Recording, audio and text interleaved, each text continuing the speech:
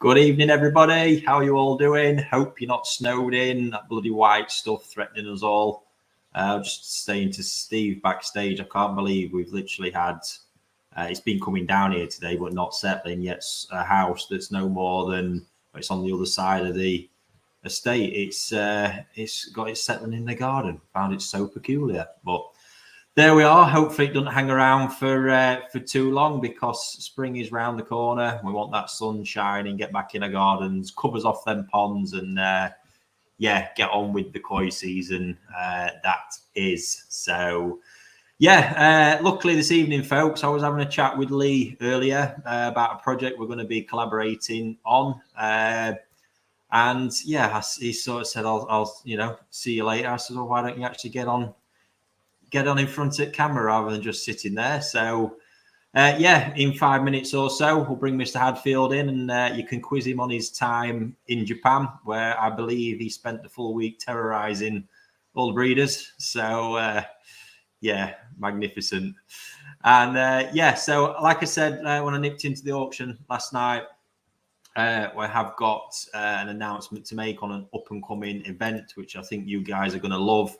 But we'll wait till sort of midway through the evening when the viewer figures sort of picks up, so I don't have to keep going over and over it like I normally do.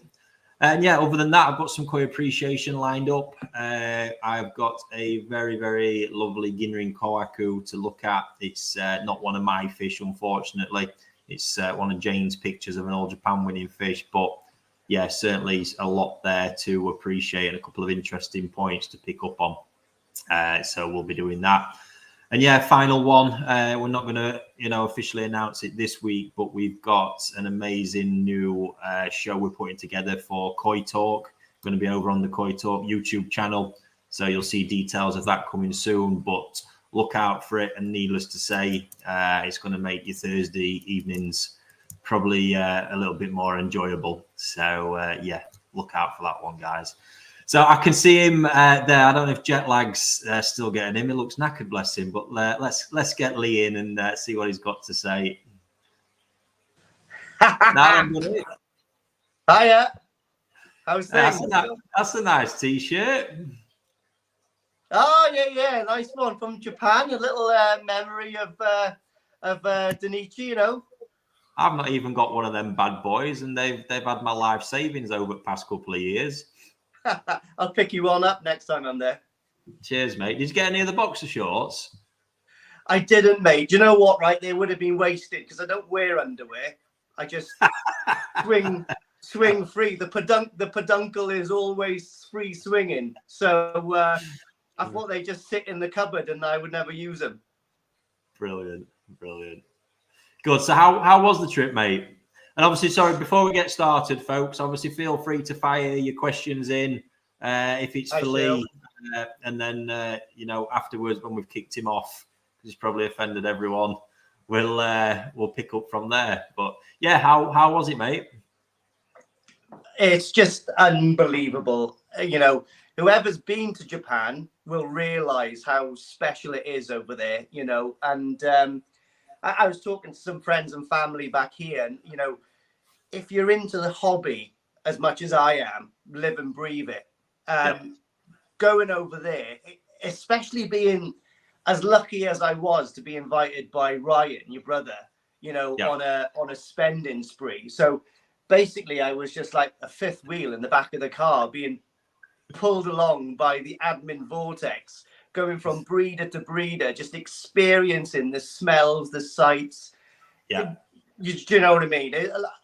I was talking to someone earlier on. It's kind of like almost being an F1 enthusiast and then knowing someone who can just go around and, you just say hello to Max Verstappen and Lewis Hamilton, because the breeders are kind of like real massive, icons in the hobby, and just go in there and cracking a few jokes with, because quite a few of them actually speak reasonably good English. You know what I mean? And they've got wicked personalities, and it's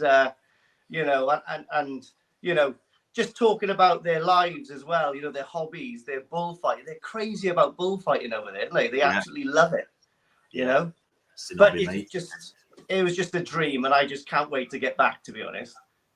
Yeah, fair play. So, what was one of the highlights? Really, I think I know what you're going to say. There's an old, very happy old man sat out there. Yeah, I've got to say, like Uncle Takano, mate, is absolutely fantastic. Mate, we are literally cut from the same kimono cloth, me and him. We're literally, you know, it's just so good. Like, you know, I think most of my time in Takano's gaff, we were just hugging and having a laugh. I felt like holding his hand to go down to the ponds because I don't know, I feel like a weird bond with him. He's just so funny. His face is full of character. He's hilarious. Yeah. You know what I mean? And his house is beautiful and his ponds are fantastic. Like, you know. He's so unlike any other breeder, isn't he? Because I mean, Japanese typically are very reserved people, very polite, especially to foreigners. So they won't often say what they think or act in a certain way. And he's the complete opposite. Just oh yeah, he's hilarious. Oh, wow. Yeah. But amazing guy. But again, you know, just everywhere I went, like, you know, everyone was so inviting, really. Do you know what I mean? And you know, they kept looking at me going, because obviously they know your brother. And they know Atsushi, the agent that we were spinning around with, and I was like the spare wheel, like, you know, with the camera, and they were like, well, "Who's that?" You know what I mean? And but they were just really lovely people, all, you know, willing to do like little interviews with me for the channel and stuff, which will be coming out when I, you know, get all the videos together. But so much videos and pictures, it's just like mind blowing where to start, you know. Yeah, it really is, mate. So what did you think to the fish at Takano anyway? Amazing. You know, like obviously looked at his Tatty Star pond, you know, I think he had like his toes in there. They were jumbo toes then. They were pretty impressive. Must have been, you know, a few hundred pieces in there swimming around. And yeah, lucky enough to invite me and Ryan to bowl 5 fish to have a little look through. And, you know, I don't think it's done often. So I was really lucky. It's not. Yeah. Very good. Really lucky with that. And then obviously then he's got his Nisai in the pond to the rear, which just monstrous things, you know, for Nisai, you know, like, you know, 55, 60 cm. Yeah. Just fantastic. Every piece there was to die for, really, you know. Yeah, some pretty scary bodies as well, isn't there? Amazing, like, you know, and then we went right underneath then to open the windows and have a look at his parent koi. Just fantastic, like, you know. Yeah. I was even lucky enough to go for a spin on his digger with him. I don't think many Westerners have been on a digger with Takano. I never have, mate. I never have. Oh, mate, he was more than delighted to have me sitting down and playing with his joysticks. Yeah, it was good. Brilliant. And I just need to remind people the magazines are dropping at the minute, and I believe your pond is featured in this issue 21. So nice little feature we did there. If anybody isn't subscribed or hasn't got that issue coming, you can get that over on the Koi Talk website now. So nice issue, that one. So any other major highlights, mate? Where else did you manage to get to that really stood out? Oh man, you know, like Odakan was pretty impressive.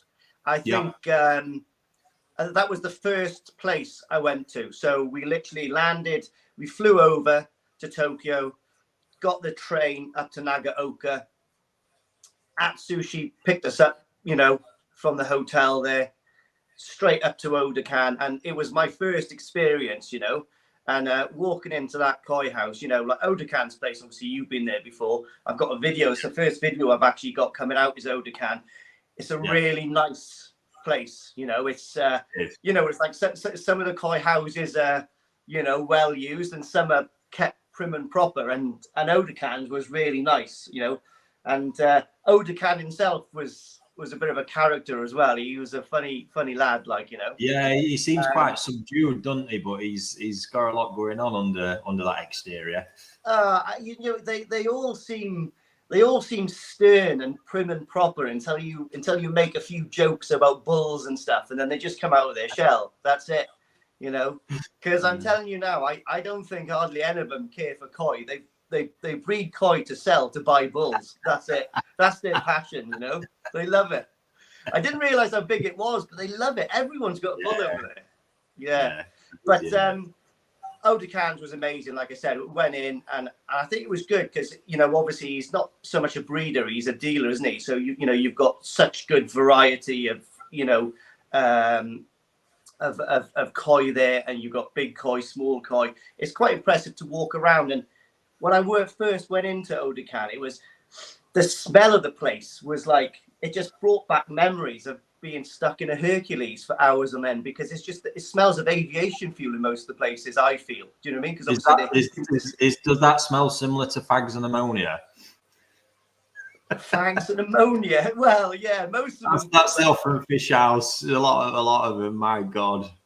Yeah, crazy. Yeah. It is crazy. Everyone, all the breeders chain smoke over there, and I think half their filtration systems are filtered by cigarette butts. But there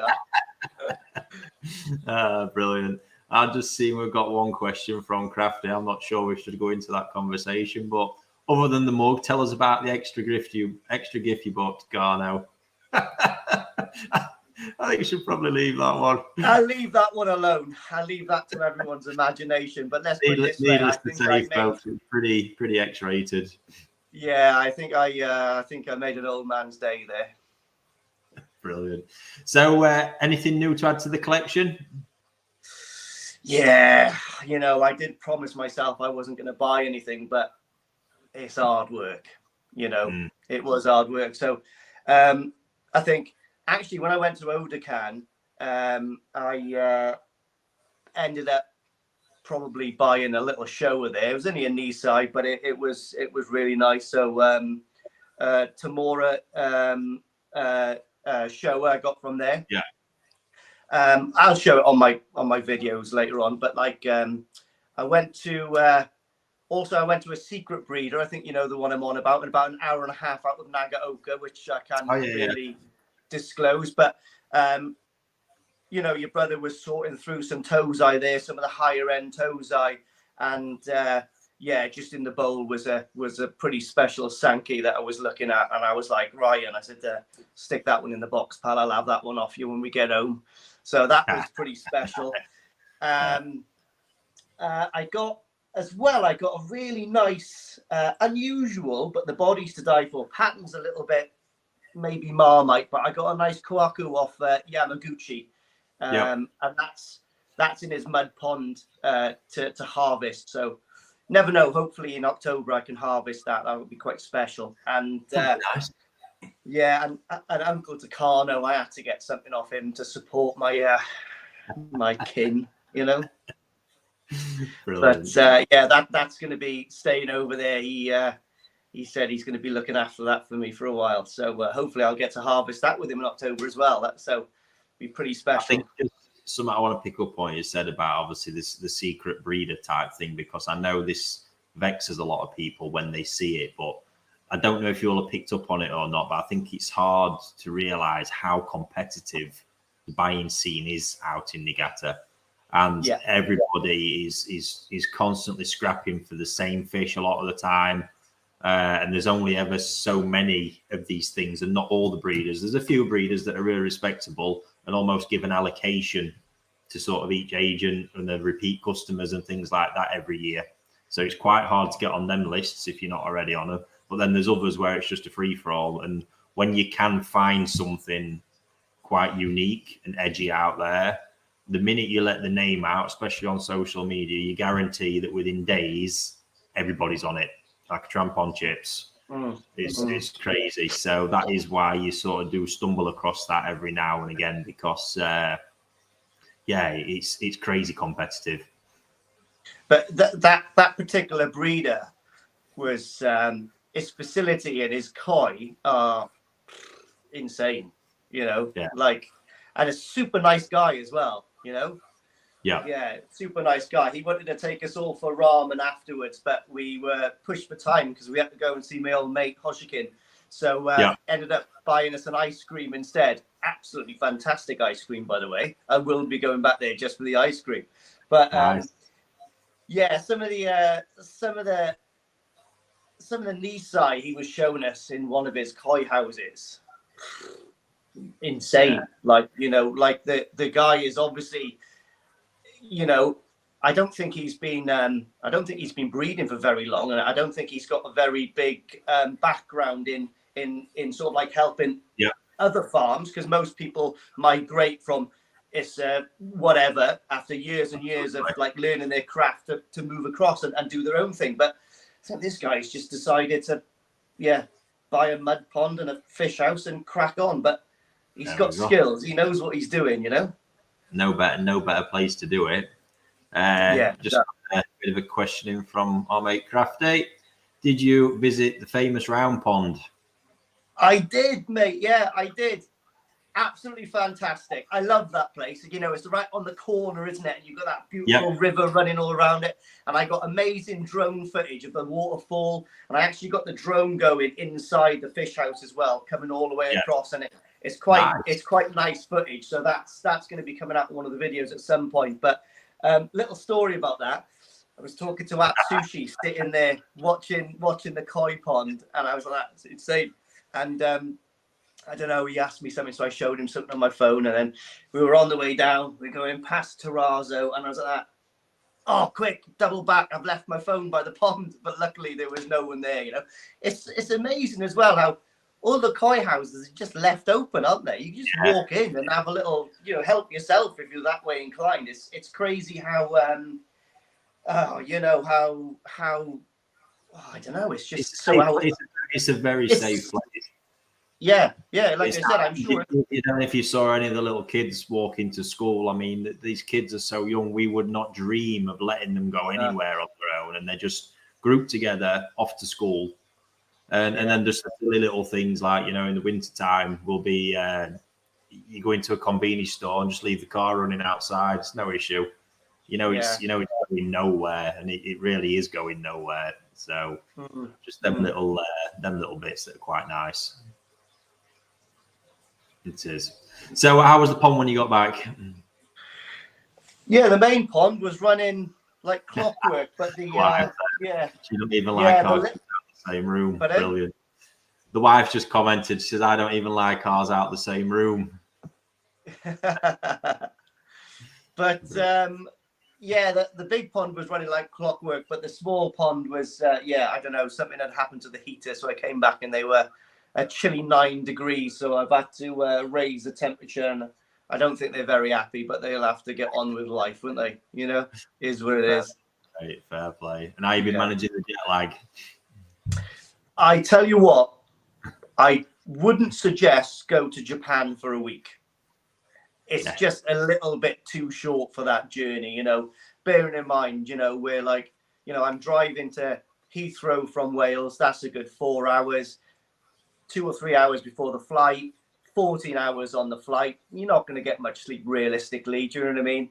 Well, I couldn't. Your brother was flat out. His breath was bogging. Like, what, you know, but like. I had that one, mate, on way back in autumn. About 14 hours of that. It was rank. Yeah. But he was just there catching flies. And I was just so excited on the way out there. I couldn't sleep at all. So then we got to Tokyo. Got the bullet train, got in, and like, you know, we literally got to Nagaoka at 12 o'clock in the afternoon, and we done about 3 farms that afternoon. It was amazing. And then couldn't sleep then. I was just like wired, you know. Ended up going to the Irish bar to use the Wi-Fi and have a pint, and then back to the hotel room. But a week is just not enough, like, especially if you've got a tight, you know, like I went over there as obviously a hobbyist, went in to see everything, and I did see a load because I was tagging on with your brother. But you know, your brother certainly didn't go out there for a holiday. It's quite hard graft. You know, he worked hard over there. You know, toes eye selection. You know, hammering the agent to get to these farms. You know, and fair dues to him. Like, you know, and then obviously getting back to the room. You know, shooting emails and pictures off to Kev and all. You know, it's quite intense if you're going over there for work. Yeah, it's honestly the one that people don't see. It's so tough because you, especially that limited time window. And you'd often find if I'm there and I've got people back home wanting stuff, you can be working till 1, 2 o'clock in the morning most nights. And then if you've got customers with you as well, my God, you're up again, 6, 7 o'clock at it. Yeah. The driving all day, translating, the whole lot it is really exhausting. Yeah, this is all I can imagine. trying to adapt to a new time zone as well. Yeah, exactly. And the second night we were there, obviously, so that was the first day. And the second day we were there, obviously your brother was buying loads of tozai, doing what he's got to do. And then we had something to eat, jolly pasta. You've been a jolly pasta before, surely. Nice. Yeah. Mate, it's actually really good. The first day I went out there, my missus was like, "Oh, did you have any sushi?" I said, "No, I had spaghetti bolognese." She was like, "That is sacrilege," you know what I mean? But it's really good. Like I said, we're going out with at Sushi and with Misha, and they live over there, so they're not going to take us to extravagant places. They're just going where all the locals eat and stuff. And that was another really nice thing, go into like little ramen shops. I suppose that's the equivalent of a greasy spoon over here, but all the locals are there loving it. So it's amazing. Ramen is an obsession, though. I absolutely, it's one of my favorite foods, full stop. Yeah. You see, there are little shops you can go to where it's just a quick sort of one knocked up, but there's particular ones where them guys are hardcore. They make the noodles, every little bit to the nth degree, and it's crazy for a bowl of a noodle soup that costs £6.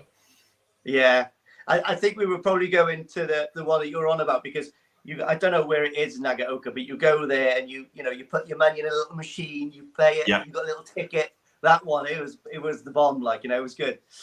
But the second day, the second evening, I was wired. Like the jet lag, I was just wide awake, and I thought to myself, your brother was working. It was after dinner, and it was about 7 o'clock in the afternoon, 7:30. I thought, oh man, I've got to go for a walk. I just can't. I can't stay in that room. It's like a cell, Yeah. So even though the room was lovely, but it's still like a little room, apart from. I'd sit on the toilet for longer if that water stayed hot for longer. Right? Because those little squirty toilets are to die for. I love them, right? Nice. But anyway, I went for a walk. Went for a walk around Nagaoka, just do a little look, see what's there, because it's all new to me. And ended up back in the Irish bar on a Wednesday or a Thursday. And I asked for a beer, and they got me a Heineken. And then I thought, right, I'm tired now. This is perfect. Been talking to the missus, had a pint. Right now, just slope back off to the room quick and get to sleep, Yeah. Ask for the bill, give me another beer. And I was like, oh.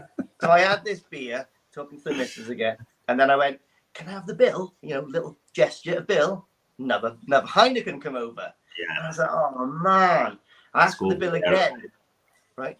Heineken come over. And I was like, oh man. So anyway, I went up then and I paid with money, at the bar. And I was at Sushi the next day, was laughing. I said, mate, I didn't get out of the Irish bar until about 12 o'clock at night. I said, how's that? I said, well, I was asking for the bill. And he goes, yeah, but they're thinking that you're saying Biru. Yeah. Bill Biru. He says, you're going to ask for Checo. And I was like, oh, now I know. But I was stuck there until about 12:30 in the Irish bar. I was the only person there with a couple of businessmen. Brilliant, mate. Brilliant. It sounds like you had a blast. Fantastic, mate. I can't hype it enough, to be honest. And I think everyone should go and experience it if they can. I think I was just extremely lucky for my first trip over, really. I can't imagine topping that, but we'll see in summer, see what happens. Yeah. And, hopefully it's just some more nice content for people to watch as well when you manage to get it out. For those that can't make it. Even as many times as I've been, one of my favorite things is still to watch videos of Japan, especially when Yivo's doing it. I still love watching it. Yeah. So I took a lot of videos in all the places, but I was so overwhelmed with being, in the moment. It was difficult to think of the videos. I was just filming everything, because it was just so overwhelming. I was just enjoying it more than I could ever imagine. So the filming really took second place. So I'm trying to put the films together. But I think you're right. Even even shoddy films of like, you know, koi houses and Nagaoka is definitely worth watching, you know, because it's just a fantastic place. No, and I'm sure you'll put a nice perspective on it for people as well. I know. So, yeah. While you're on, mate, I think the announcement I told everybody was coming. So we did our Secret Sankey Showdown event, part 1, about 6 weeks ago now, I think, something like that. Those fish are absolutely flying, by the way. Yeah, blown away with how they've grown so far. I think people are going to be shocked. I'm not pushing them too hard either, just nice and steadily, and they're coming on a treat. So, yeah, part 2 is coming on Sunday, the 28th of May. And as we said, we would be opening this event up for others to come and attend. Now, we've all been pretty hard at the planning, and we are, you know, making this quite a special day for everyone. So you will be able to buy tickets to come and join the second part of the event. Obviously, the 50 people who entered will be there. And then we're releasing just 200 tickets for other people to come and attend on the day at Newark Showground. So we've got quite the sort of lineup. If I run through what we've got planned, I mean, people-wise, first of all, obviously you're going to be there, Lee, myself, and all the Koi Wholesale and Koi Talk team as well. And we've also got Alan Tate attending, and Yivo, the Koi partner, is also flying over from Holland to visit as well. So pretty cool lineup for a start. And then over the course of the day, this is not just, you know, like a show you're going to turn up to. We've got some really cool stuff planned, sort of bring the whole Koi Wholesale experience you've all been enjoying in recent months under one roof. So yeah, basically what we've got planned, and the full details will be available on our site. I think it's on the Koi Talk site where the tickets are going to be available, and should be on the Koi Wholesale site as well. But we're also going to be judging the Sankeys, so the 50 fish that were entered into the event or selected in the event are going to be judged with some prizes being awarded for those. The other 50 fish that didn't sell will also be there for sort of comparison and to look over as well, which I think is going to be a nice touch. We're going to have a judging seminar with myself and Alan. This was a really nice idea of Alan's that he's had. So this happens at some of the Japanese koi shows where there is a vat of a particular variety. There'll be like 4 or 5 fish in it, and you are asked to judge the fish as you think, you know, first, second, third, like that. So how we'll be doing it is everybody will be it'll be there for everyone to do. Fill in a sheet, write down your answers with your name, and the people who get it correct, and by correct, myself and Alan will be judging these fish as well, and then providing information on why we selected the fish and going over all that. There'll be a draw for the people who got it correct and some prizes available there, which is pretty cool. We'll also be hosting one of our Koi Wholesale live auctions, actually physically there in the venue with a select batch of fish. And then to finish it all off, we'll be hosting a Q&A live there in the venue. And I should imagine myself will drag you up on stage, Lee, Yivo and Alan. And yeah, everybody there can fire away one-to-one with whatever questions you've got. And yeah, should be a really nice sort of intimate setting. The guys from Exclusively are obviously going to be there again as well, with a spread of fish and dry goods on display. And we're just working on getting a couple of manufacturers in to attend at the minute. So I think that's going to be a pretty lively day, mate, for everyone. I can see one problem straight away. Go on. How are you and Alan going to agree on those 4 fish? Part of the entertainment, mate. That will be the entertainment. We'll have to do that on the stage, live mic. Absolutely. So yeah, all this we've got it. There'll be catering available, complimentary drinks throughout the day as well, and all this is going to be coming in. The tickets are going to be £22.50 each. So pretty cheap day out, if you ask me, for everything that we've packed in there. So yeah, they're going to be released for sale on the Koi Talk website on Saturday morning, I think it is. Like I say, full details, you can find them on the websites and all the rest of it. I'm just checking here. Yeah, 9 a.m. this Saturday, they're going to be released, and there's only 200 of them going. So first come, first serve on there. Like I say, one of the 50 participants, if you are watching this wondering, you don't have to buy it. You're already in the door.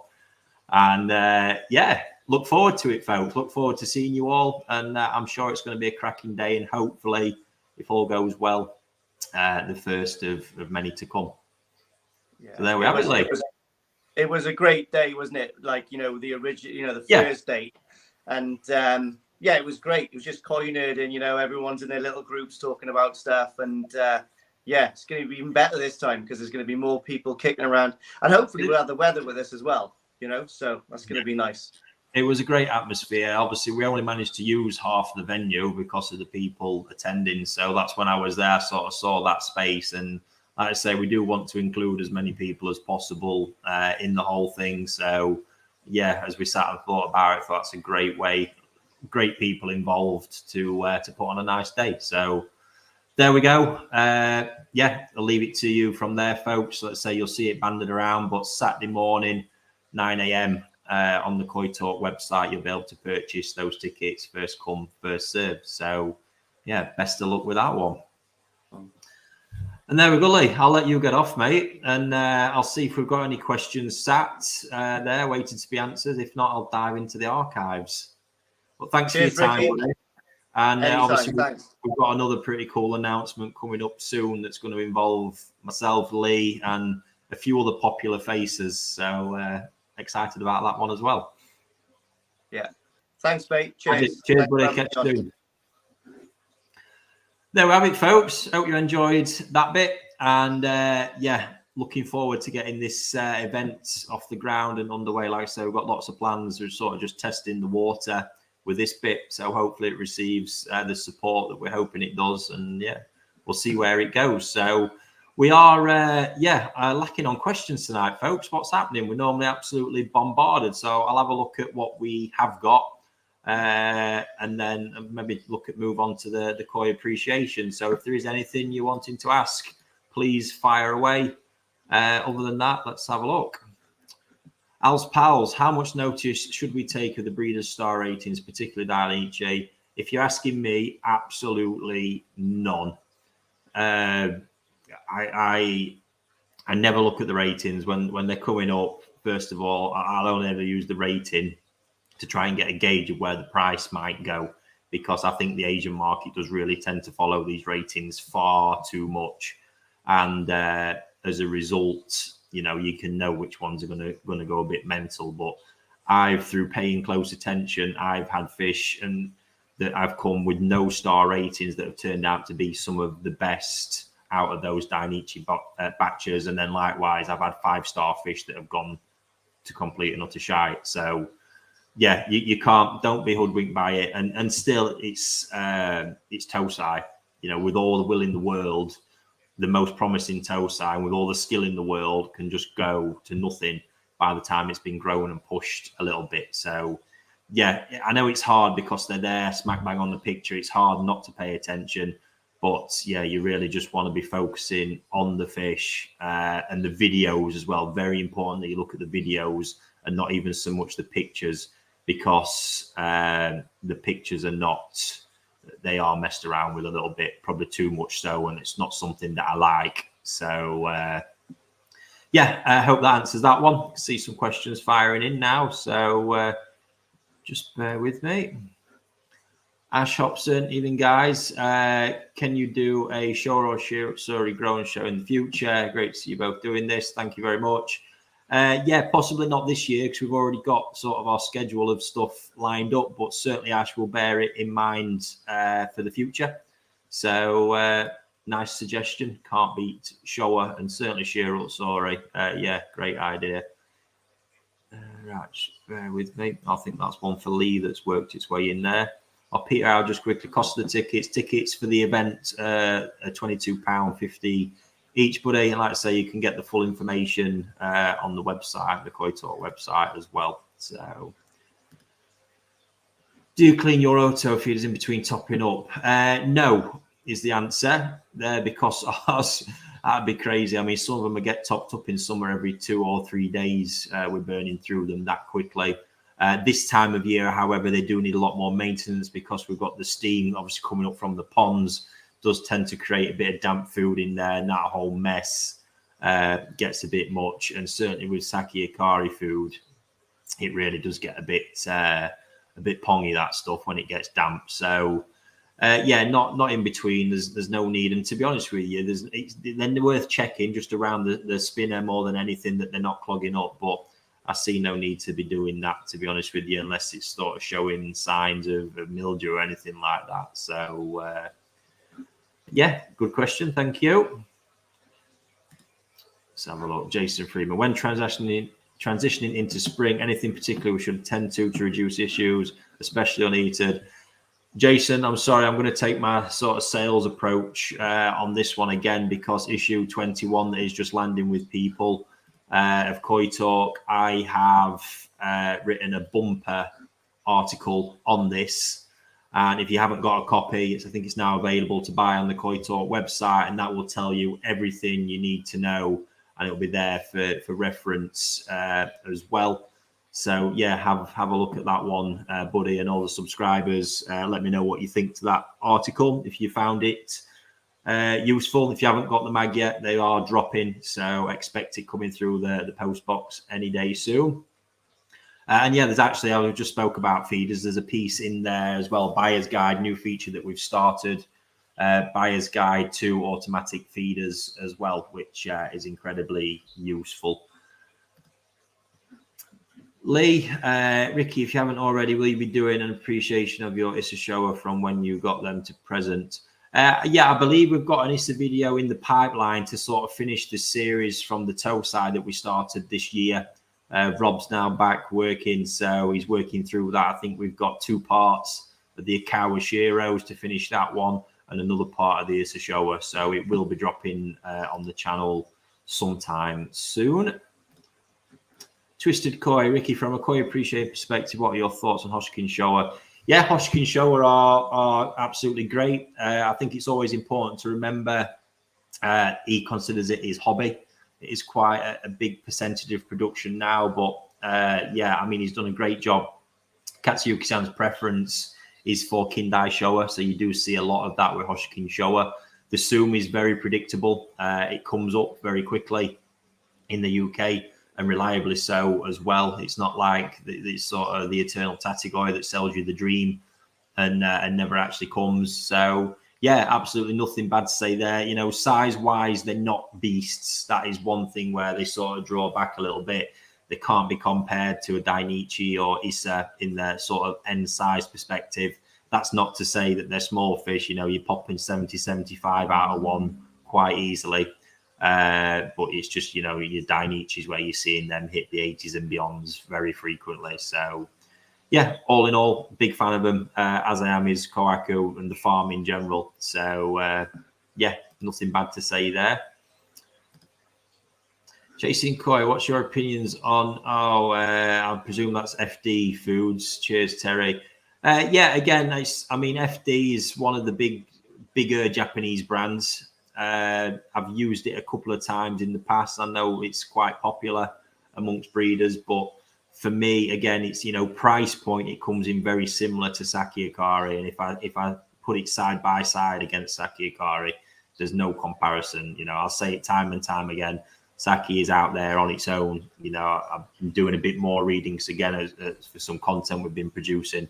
And the akari germ, you know, is actually a patented bacteria probiotic that they've got, and the akari germ system, however it works. So, you know, it really is unrivaled. But FD, I think if FD was considerably cheaper than sake, I would go for it. And I don't know if they've addressed any of the sort of freshness issues, but I know the shelf life on it used to be very, very slim and a bit dicey, which is the reason you don't really see it stocked in many places. But yeah, can't comment too much more than that. Never really committed to it, because having tried a sort of sample of it some years back, I saw, it was good, substantially better than most of the other foods on the market. But then if I compare it side by side with the food of my choice, I just don't think it stacks up. So, yes, there's my opinion on that one. Rory O'Donnell, my deal has some golden corn coming in 15 cm. Is that small toe-si or just young toe-si? Am I maybe better waiting for something bigger? Yeah, that's an interesting one, because I've been on a bit of a small Nisai rant at the minute, just trying to get people to understand more that, 20 to 25 cm small Nisai doesn't mean that fish is destined to be ever grow past 30 cm, for example. And yeah, with the golden corn, you've just got to look at how the fish are being held. That's the most important part. A small toe-si at 15 cm, it's not small.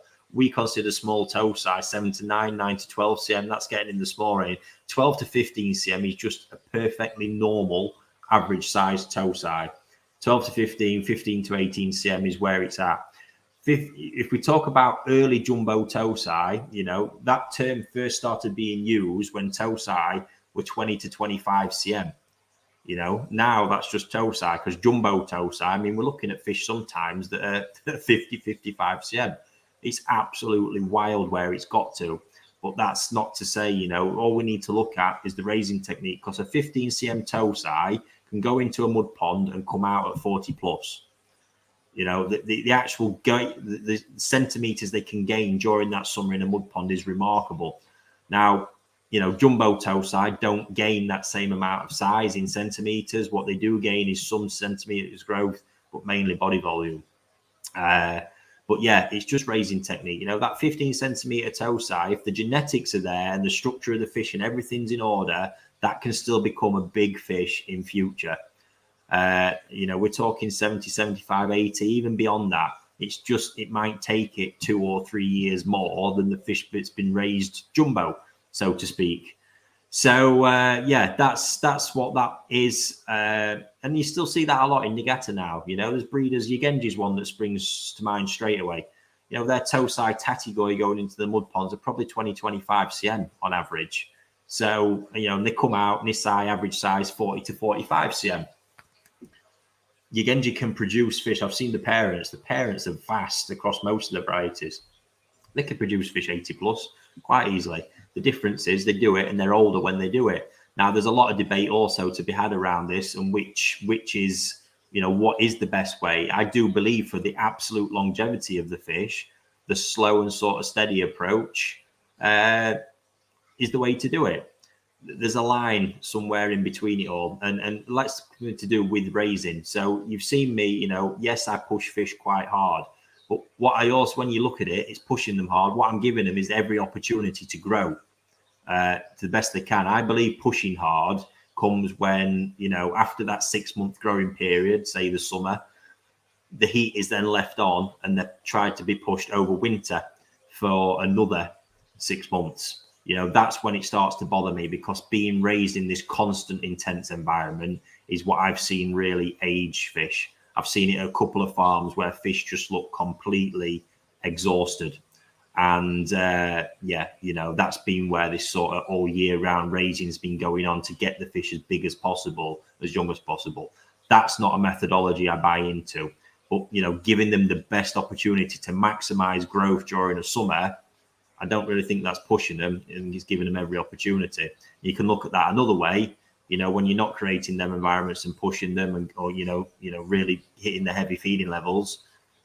Are they actually at a point where they're being slightly malnourished and not actually, the requirements being met? Because when water's at a certain temperature, that can be the case when you're not feeding enough. So I know I've gone off on a bit of a tangent there, but yeah, 15 cm toe-si, no. If it's there, the price is right, everything stacks up, you've got a choice, go for it.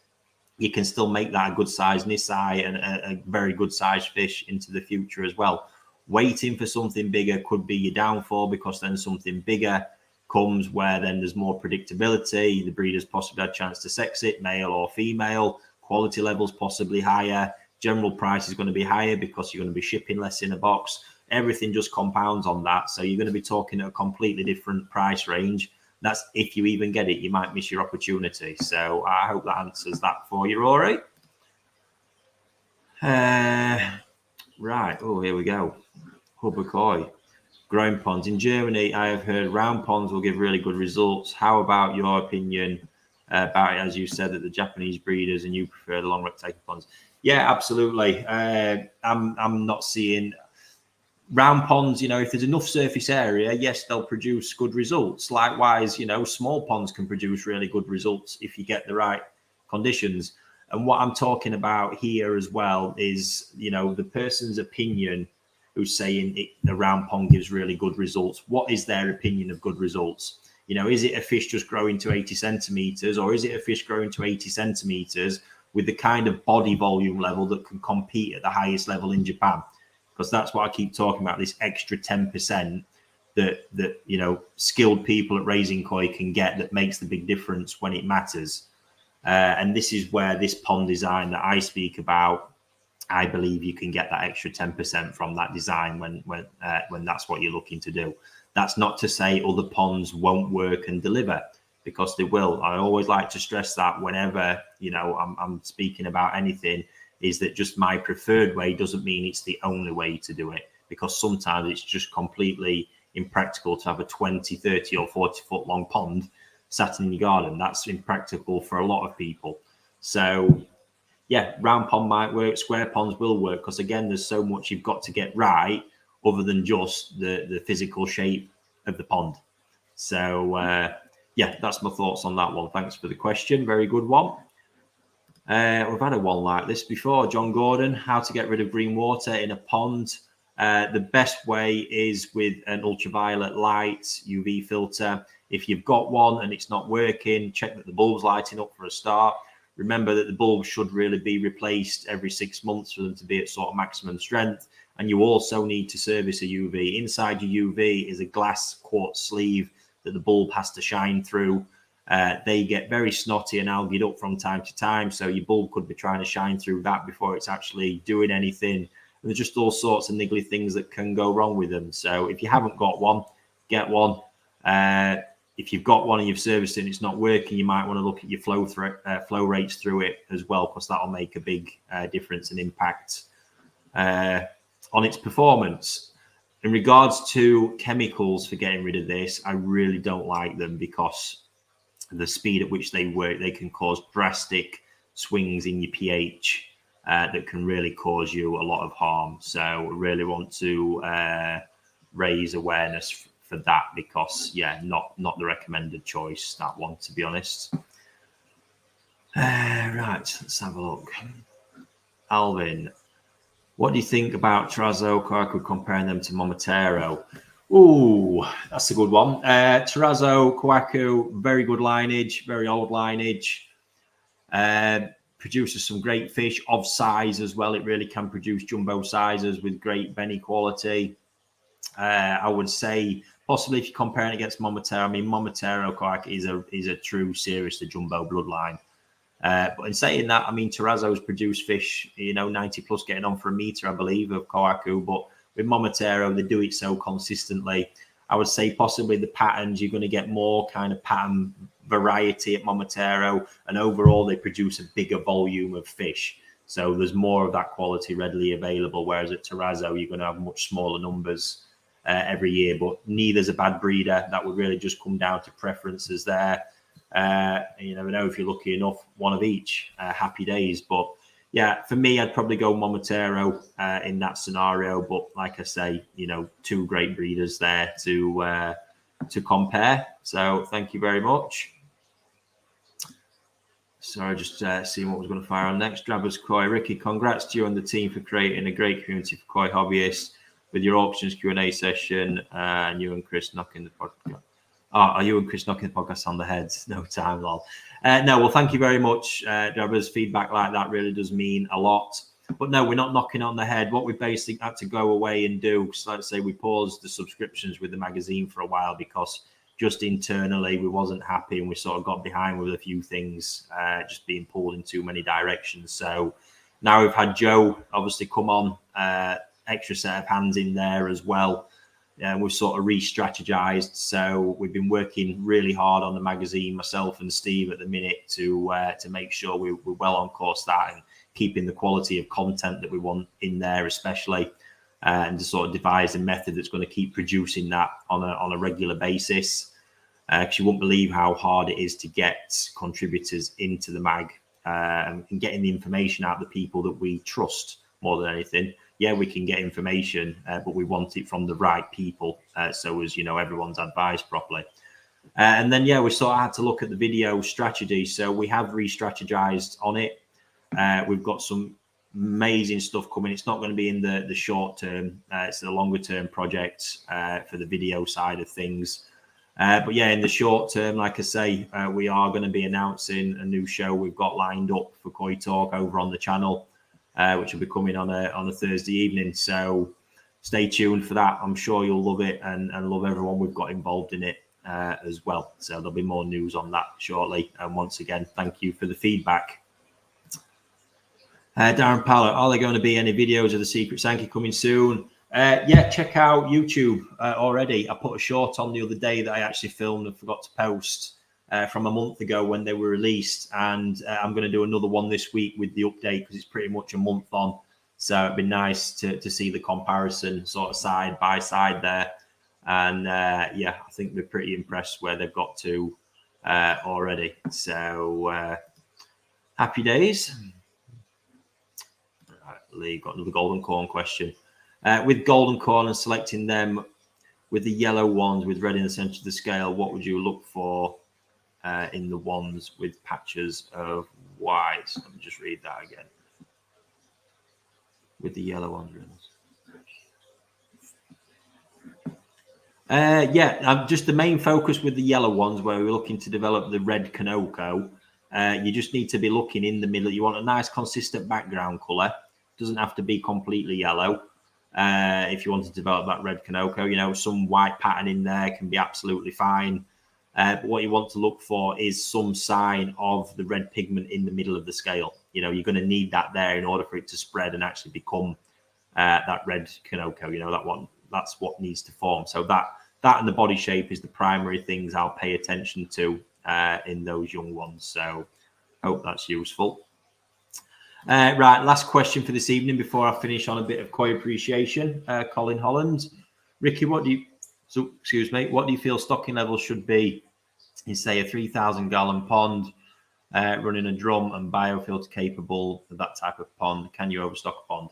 Yeah, I love this because I've seen, when I sort of do my research of what's out there, I've seen some really interesting approaches to tackling stocking levels. Now, here's my bit on it. Fish weight will make a difference, don't get me wrong, but the bit that really you should be setting your stocking level around is feeding, because it's food that really changes everything with your filtration. It really is more how much food it can handle instead of how much body weight of fish it can handle. Obviously it's a combined, I'm not just saying it's one or the other, but I can stock a pond as I have done incredibly heavily when bare minimum feeding is being applied, and it will keep absolutely fine. The minute I start upping the feeding, however, is when it can very quickly fall apart, because that's what has the real impact. So, and this is something I feel moving into a sort of bigger thing that probably wants looking at, is that nowadays I feel like hobbyists know less about the design concepts of filtration, because there's so many plug and play options out there, and you've got filtration systems that are just quoted based on flow rates. That's nothing new. That's been used for absolutely donkey's years. I think it was only really first the Nexus, to be fair, with coldness, that actually came and started quoting, the feed level capacity of the filter, because that is really what's important. You can do more and more calculations, but there's other things to all this as well that I don't think get looked at. You're talking potentially retention time in filters as well. All these things that now you're just basically looking on the internet and say, oh, that drum says it's capable of 4,000 gallons. Even if we look at a Nexus, how they would be quoted would differ depending on the amount of media. 50 litres of K1 is, I think, standard in a Nexus 210, but you can up that to 200 litres. So you can quadruple its capacity, and therefore its feeding capacity as well. So when you're sort of planning this stuff out or looking at the capabilities, and it's hard information to get. Like I say, some medias have the science out there and the facts. If you're looking at a shower, however, this information is just not really out there, but it does really tie into that old saying that you can never really overfilter a pond. And if you are looking to have a decent stocking level and feed really well, I don't think you can. But yeah, in some instances, just a general, nicely kept pond with sort of bare minimal feeding, you probably could, go into overkill there, to be honest with you, because some of the medias do perform better when you put them under a bit of pressure. So yeah, I mean, to answer it directly is a tough one because, like I say, you can't really put a figure on it. You've got to really base it more around what potential feeding level you're going to have. You could work it out, if you wanted. There's calculations out there. So you could look and say, well, I'd like to have 10 80 centimetre fish in there eventually. So there are calculations where you can roughly estimate the body weight. And then you could base it on, say, well, those 10 fish I want to feed, 2% of body weight per day. That's going to mean X amount of food. And then look at your filtration from there on in to see what kind of capacity you might need. But I'm not going to commit to specifics of saying X amount of fish because, to be honest with you, when I hear it, I just think what a complete and utter load of bollocks, because it is really. You can't factor it and use those kind of big processes because, like I've already said, I can have a pond with hundreds and hundreds of fish in, 400 gallon quarantine tanks. I've had 300 plus towsci in them most of the time I've been using them. And it's a really basic system with a really minimal turnover. The fish keep great in them at bare minimum feeding levels. But the minute you try and crank that feeding up, it all just falls apart. It puts too much pressure on because the filter can't handle the additional waste produced from the feeding. So that's my way of looking at it. Like I say, there's information out there that can sort of help you reverse engineer it, but don't get sucked into anybody sort of telling you that it's X amount of fish per 100 gallons or anything like that. And even filters quoting this filter's capable of this amount of water, because I do think most of the time it's just based on potential flow rates. And even all that is up for question. So yeah, there we go. Interesting one. Great topic, and one I'm sure we can shed some more information on at some point as well. Right. So, Koi appreciation. I see Evo's just tuned in. Hi, Evo. How are you doing? Yeah, I've got a pretty cool one lined up. Sorry, what's that I've just seen? Thursday nights, Koi show, get your own time slot, lol. Yeah, sorry, I'm not aware. We've just been planning dates that's working around our schedules, mate. Sorry if that conflicts with anything. Not something I was aware of, but yeah, it's involving quite a lot of people, and tying and pinning everything together has been quite difficult. So as well as that, we're already in quite a lot. So yes, there we have it. Right, Koi appreciation. Let's have a look. Try and find my picture. Bit of a banger, this one. There we go. What a fish this is. So there's a few reasons I picked this out. One, obviously, it's completely epic. Ginnering Coac. I'm not actually sure what breeder this is from. I didn't check that before we come on. I mean, it looks as if it could be Momotaro, looking at the power of the body, to be honest. But incredible. I mean, just look at the body. Look at the head. You can't get past that head. It's just insane. The width of the mouth, the sheer power in it as well. It's quite a big fish. It's got quite a stocky body as well, holding a lot of power. You can see the sort of taper through to the peduncle is still quite a really, it's a narrow, it's not a big taper. There's so much thickness and width to it, and technically just superb. You can see that really sharp Kiwa Marizome forming. And interestingly, there's a bit of a mix of the two sorts of Kiwa going on, which can often just be the Marizome forming. Marizome Kiwa is where you can see it sort of follow the line of the scale and scallops in. Kamasori is where it cuts across the scale. But sometimes young Marizome Kiwa can look a bit Kamasori in its appearance. So I think there's a bit of both going on there. The sashi, I mean, is just so well refined. Look, there's just no line, non-existent, phenomenal. Balance of the pattern, incredible. Skin quality, incredible. Loads of technical elements to that pattern as well. The nice U-shaped head. the fin elegance. You've heard Alan talking a bit about this, and a really great thing, you know, the elegance and shape and proportions of the fins there is absolutely stunning. Nice bit of odame. That's the white on the tail stop before the tail, if you don't know what that is. Just that I mean, that's a real strong touch on that fish. Sometimes you have to be careful when a peduncle has got that amount of power. You know, when the benny runs into the tail, it can almost start looking a bit deformed and a little bit too much. So yeah, just an epic piece. And the bit that sort of stood out to me on that one as well was the two red eyes, because I know how much and you know, this can really put people off buying fish like this when they are younger. And as you can see, when the quality is there, and overwhelming as that quality is, it's probably the last thing a lot of people actually notice. And that's how it should be with fish like that. But this is how it should be anyway when you're analysing a fish, not just because everything's so overwhelmingly good. You know, those little, what would consider demerits, and I do really dislike that word in this kind of instance, that a lot of people can be drawn to straight away. And it would, you know, a fish like this, younger, you know, probably wouldn't have looked as good as it is now, because there's a lot of maturity and finishing come on it. And it can really put people off, especially with the sums of money that would have been involved in such a purchase.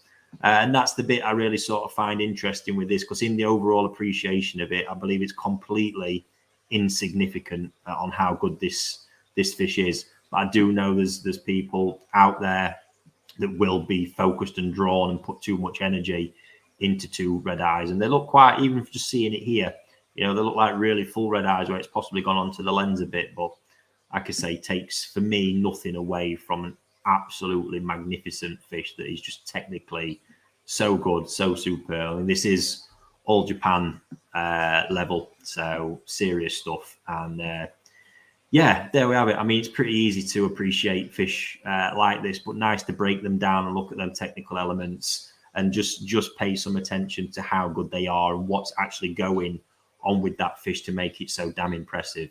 And that's not to forget, obviously, the gin ring there. You know, that gin ring covering going all over the bene, shiroji, everything so consistently throughout the whole fish. Just wow. And yeah, hats off to whoever owns that one. But what an award.